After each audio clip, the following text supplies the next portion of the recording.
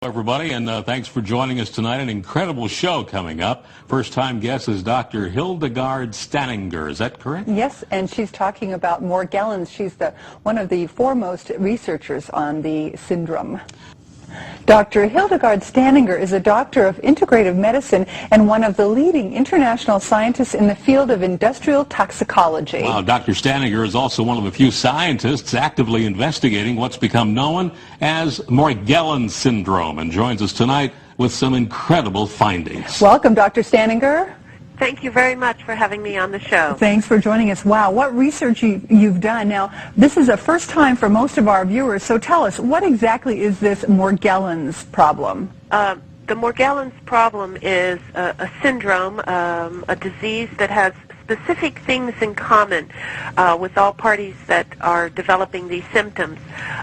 They have fibers that grow out of their body, and these fibers burn at 1,400 degrees or more, and they also have where it's either black, blue, or red, or even white fibers. They experience hair loss that is replaced by pseudo hair. They have fatigue and a number of what they call lesions, which has like a crust over it, or a pseudo skin, or some people call it a callus, where these fibers and other materials accumulate under the skin. Doctor, we're just showing some photographs as you're speaking, and this thing is hideous. It looks really alien on the human body. Well, it is a true foreign invader, meaning a foreign invader is something that comes into the body and is not recognized by the body and attacks the body's defense mechanism. And in this case, the materials which were identified at the end of the study, which was under Project FM, we found that it was made of a polyester, two-part polyester compound with other organic compounds, and it basically was like two plastic straws within itself. Wow. With a silicone head. Okay, you had something on the website that was a golden head. What is that in relation to? Okay, now the golden head, which was identified in the very beginning, we went in stages. Let me just explain what the stages were. The first set of tests that were done, which were using toxicological pathology methods, which were done by a colleague of mine, Dr. Rahim Karju, and myself, and identified what was the physical nature of prepared slides that were sent to us by a person that was diagnosed with Morgellons, and also was sent to us by the hospital in New Hampshire. And that showed silicone present and also silica, crystals, okay? Mm-hmm. That was in phase 1. Phase 2 showed high-density polyethylene fiber and other compounds being present. And then phase 3, which was the combination of approximately 24 samples that were sent from around the world, and also the comparison to a chemtrail sample that was sent to us from Texas. Wow. And two of my patients and Dr. Spencer's patients that had Morgellons, and that showed that it matched to the chemtrail sample that was in Texas versus these other two people. One lived in Signal Hill and the other one lived in Long Beach. So we're showing something that we learned from the website. These are fibers that came from a chemtrail sample. Now, how did that come to you? What did it look like when you saw it just with the naked eye? Well, what it looked like was just like cotton candy, mm-hmm. like just white cotton candy in a bag, and then also a twig was attached. Because the person who took the sample saw it falling from the sky and was able to gather it and date it when they gathered it and put it into proper Ziploc bags. And then you had a patient, Lily, and we're showing something that showed on the website was a fiber from, I believe, her skin. And so the composition that we saw in that previous slide from the chemtrail is the same composition as this then? Yes, except it goes in stages. You'll see chemical analysis, which was done by scanning electron microscope, techniques which were done by Lambda Labs and MIT at Woodhull, through our other lab, Applied Consumer Services. The thing is, which is important, is that as this material ages, other compounds are shown, because these compounds that were shown as metals are transitional metals that make a battery. Thus, the compounds use the cells to make its own battery, where they have a silicone or a gel in between the cells that allow it to be like suffocated or held within. Each one of the patients that Dr. Spencer and I have seen, that if they take a hair, which we thought was real hair versus pseudo hair, where it doesn't have a core in it, because human hair has a core in it, they can put their finger next to it without even touching it, just like, say, maybe 2 or 3 millimeters away from the hair, and the hair will start spinning, meaning there's some kind of charge within their own body. Wow. And we have measured, we had a company that brought over a new machine, the ESC from Korea, and we did urine samples, and conductivity is very high in a human being if it's near 1. When they use a product called Excelospheres that's manufactured by Dearborn Technologies, they can get as high as a 3 conductivity, which is extremely high. Okay? Doctor, this is like, we need to take a commercial break. This is like something out of a 50s science fiction movie. Absolutely. Our guest is Dr. Hildegard Staninger, talking about Morgellons and chemtrails. We'll be right back.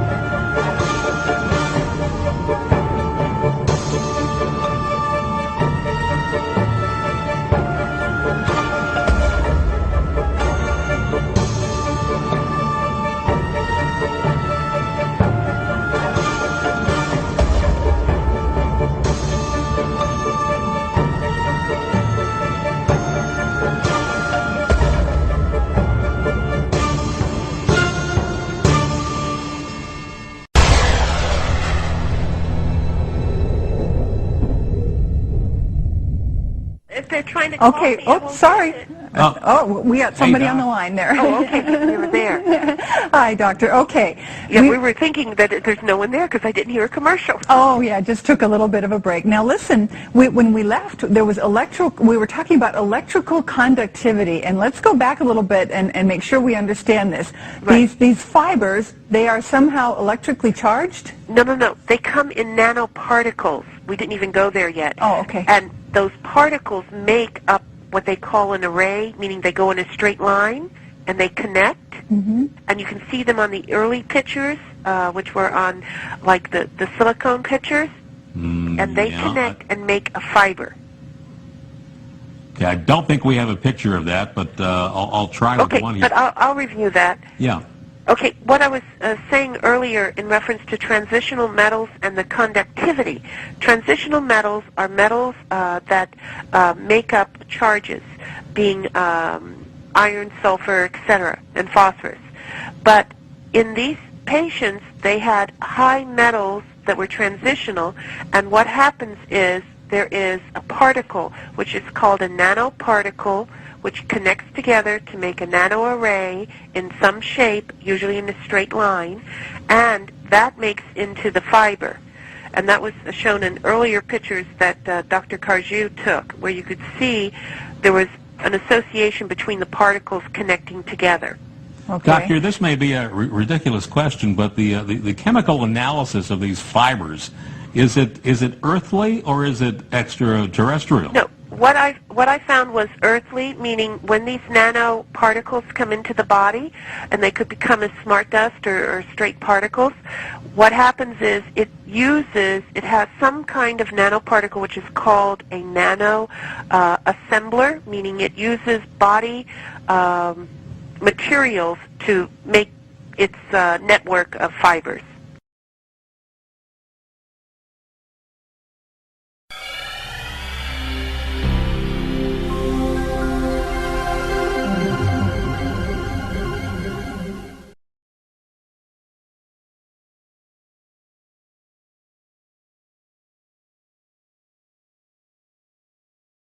it has some kind of nanoparticle which is called a nano assembler, meaning it uses body materials to make its network of fibers.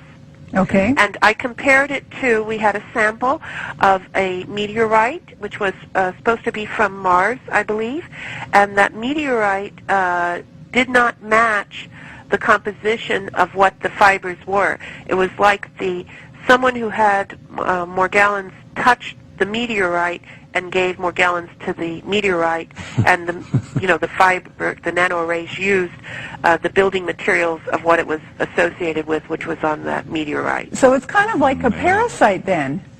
Well, it would be, if you want to call it a man-made parasite, but it has, we sent early samples and photographs to the Secretary and President of the American Society of Parasitology, and the Secretary wrote us back and said that, 1, it is not a parasite, 2, it is not eukaryotic cells, 3, it's not biological, and 4, it is man-made. And what's the truth? So it is man-made, but well, it's not a parasite. If you look at the results that were received from MIT and Lambda Labs, if you can imagine, I live in the Los Angeles area where there's a very famous Korean drink which is made out of boba, which is tapioca pudding, a little round tapioca balls. Anyway, they have very large straws.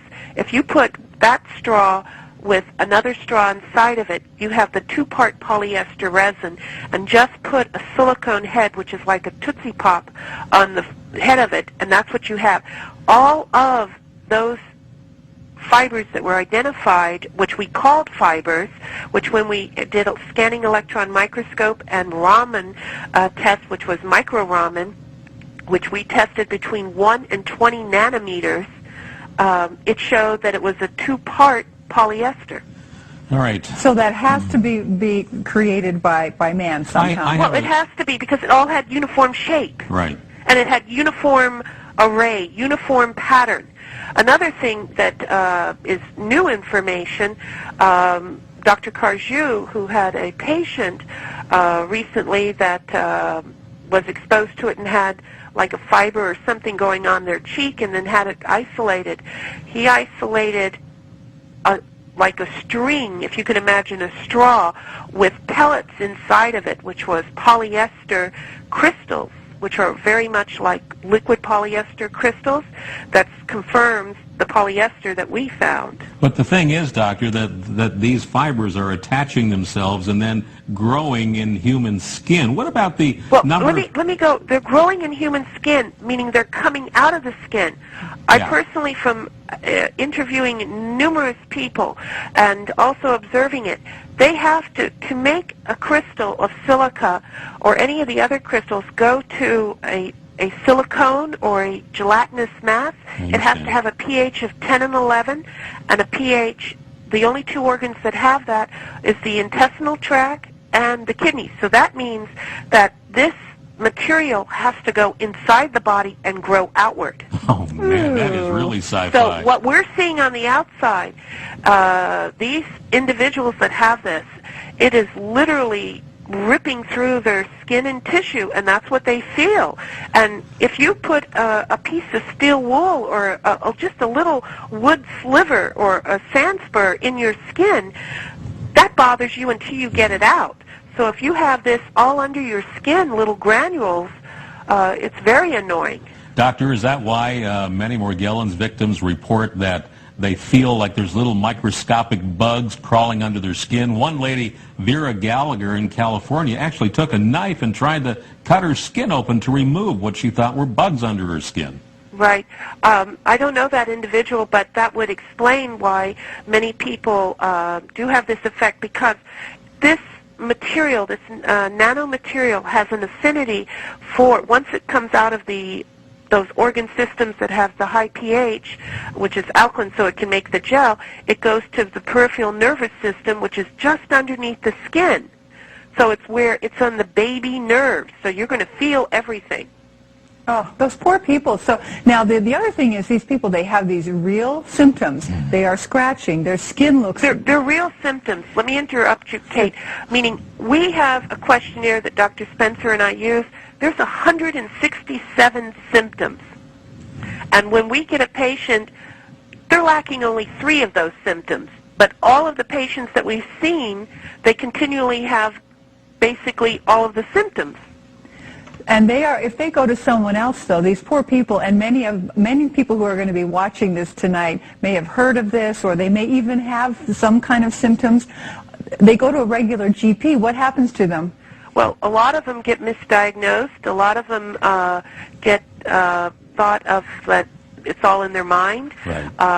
Some of the ones that had, I'm going to say, good response to the medical professional were ones that went to, like, occupational physicians early on that understood a chemical reaction.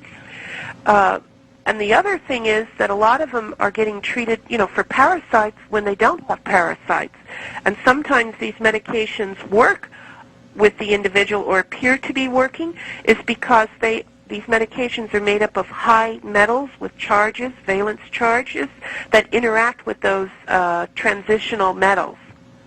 Oh, so it stops the process. It appears like it's gone or appears like it's working, but it still comes back because no one has stopped the, as I call it, the assembler, wherever it set up camp and making this continually happen. When you say assembler, that sounds like a robot or something. It's a good place to take a break. The correct term in the literature is called nanorobot. Perfect. We're going to leave that as we go into a commercial break, and when we come back, we'll ask you to explain that to our viewers. Hang on, everybody.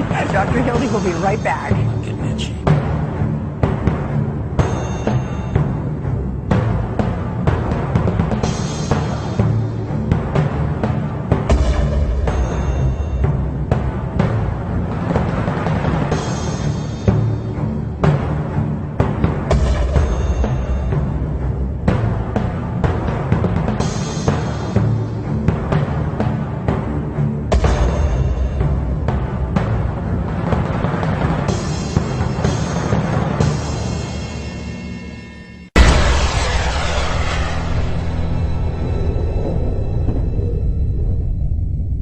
Okay, before we get back to the nanorobot question, our assistant producer asked, have there ever been any cases that you're aware of where infants would have been born with this? Say their mother had it or something. Have you ever dealt with... I have not worked directly with any, but I do know that there has been some babies born with it. And this was told to me by Shoshana Allison, who's been my immediate person to collect all the information. Yes. Shame. Can you imagine being a little baby and dealing with this? Wait, you've got something on your cheek here. Well, stop it. Now, tell us about these nanorobots. Well, nanorobots are either they can be, in this case, more like chemical made materials which have a specific function. This is very similar to what we've experienced in everyday life as memory foam in our beds. It always goes back into a certain position. With nanorobots, they go into a certain area. They're programmed to go in there, made to go into there, and only do one function or multiple functions. And in this case, make a network that is very similar to a fiber optic network. So within the body. So okay, fiber optics, and you earlier said something about silicone. Now, has there ever been any relationship? I'm sure people would wonder, okay, if somebody had, like, say, silicone breast implants, could that have any bearing on this? Yes, this could, because it could be a media to grow in. But the individuals that we have tested that had the silicone and the silica crystals, they did not have any breast implants. They did not have any type of prosthetic or anything that could be related to silicone or silica.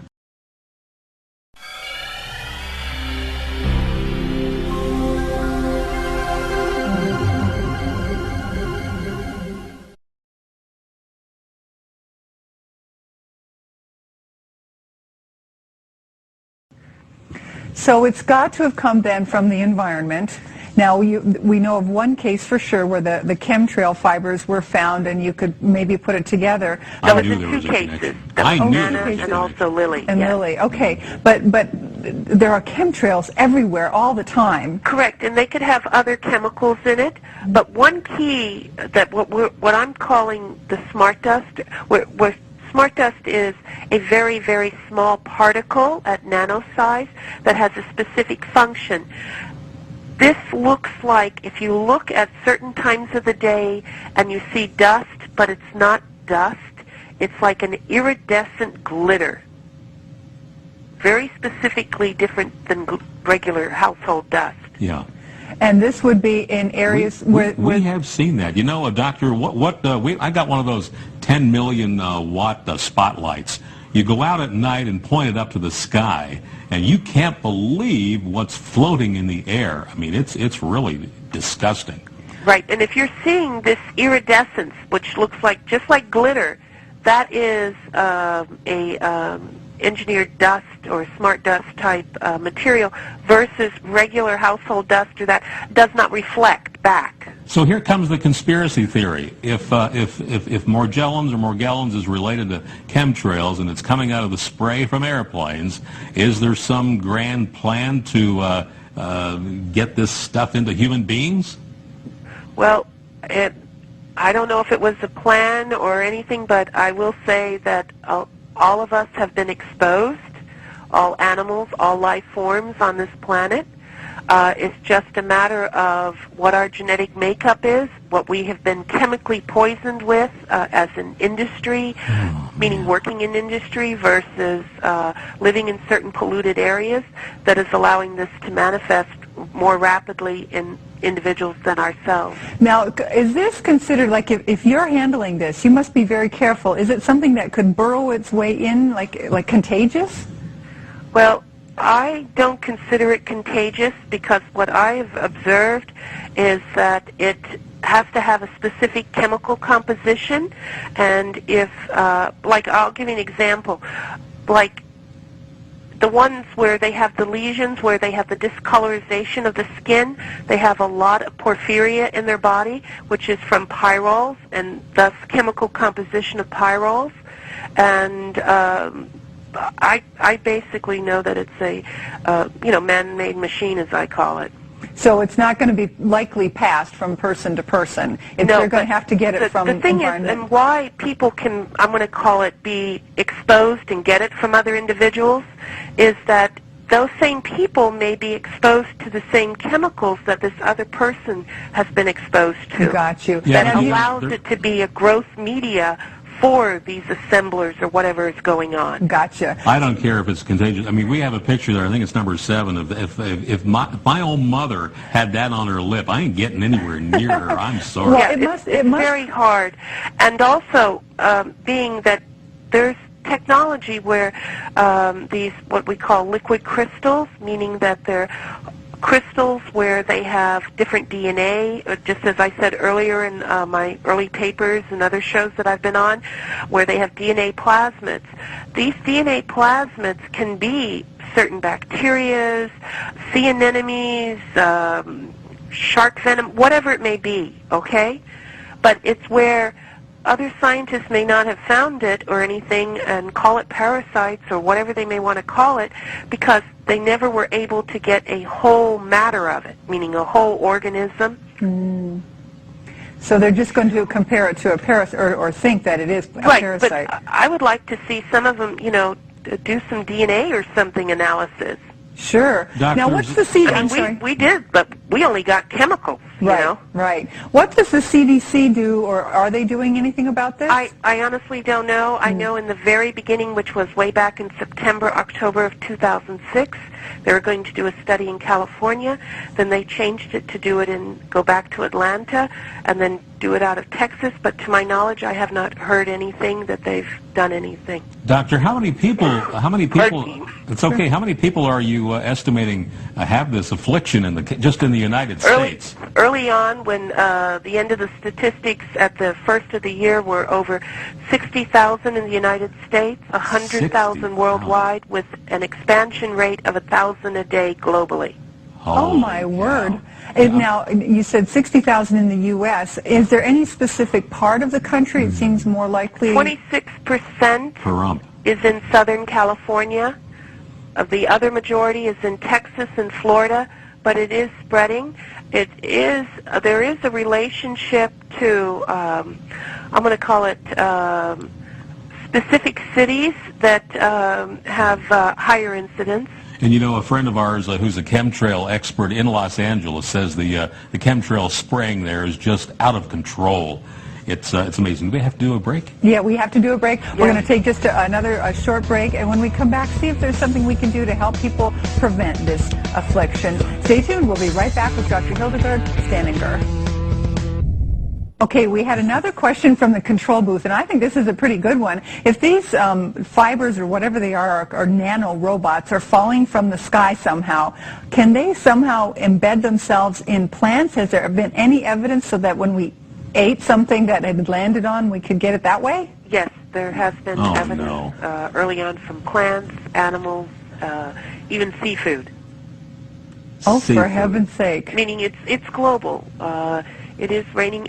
Once you've seen it, example like in some of the pictures where it has those clear, like hook-like features, you can see it on other living forms of life. Doctor, I'm becoming very scratchy sitting here tonight. You know, this may be a crazy question, but like at what temperature, maybe this will tell us something, at what temperature do the fibers that protrude from the skin burn at, and do they melt? We had none of them melt. We had them go as low as 600 degrees Fahrenheit to as high as 1,400 degrees that we tested. And they don't melt? No, they don't melt. They break apart, but they're still all together. Holy cow. Now, and one of them broke apart, and that's what you got the golden head. Meaning gotcha. it was a complete fiber, burned at the end, 1,400 degrees, and it showed the golden head. I think we should get Spock in here, maybe. Yeah, really. No, this is really... One of my questions, though, is, okay, we've got perhaps this falling from the sky. Obviously, you found that it's in the food we eat, even seafood. How can do we need to build our immune systems? What can help us with this? Well, this particular thing that we found is that it never stimulated the immune system. So in the very beginning, it's like... if it doesn't stimulate the immune system because it's so small, the immune system can't send out the white blood cells and the soldiers to fight it, okay? Gotcha. So what you have to do is just basically keep your body healthy, and please use good intestinal fiber and Jerusalem artichoke powder and other types of nutrients like what are being developed so that you can maintain good digestive health, because I personally think that, well, I know it's starting in the intestinal tract, thus the first organs that are formed are the GI tract. So if you can keep that, Okay. so if you can keep that cleaned out then and healthy, it doesn't have a chance to grow. Assemble, correct. Correct. Yeah. Okay, I get you. So Right, and that's with any chemical. Right, You've got to remember that 35% of the minimum absorbs back into the intestinal tract. So keep your digestive system in good health, doctor. Maybe some colon cleanse or yogurt, live cultural yogurt will help. Correct. Right. We'll be running out of Hemp time. oil, right. the new hemp fibers, Perfect. Doctor, we need to say goodnight to you. Thank you. Thank you very much for having me on. What Good an night. incredible bunch of When you get information. news, will you please let us know and we'll get you back on the show? Yes, because we are working on countermeasures, and there is hope definitely out there. Okay? Thank you. Thank you. Thank Good you night. very much. Good night. Bye-bye. Well, if that doesn't creep you out, I don't know what will. Unbelievable. I knew there was a connection between chemtrails and this Morgellons, and finally, a leading environmental toxicologist has proven it. Good night, everybody, and remember, the truth is out there.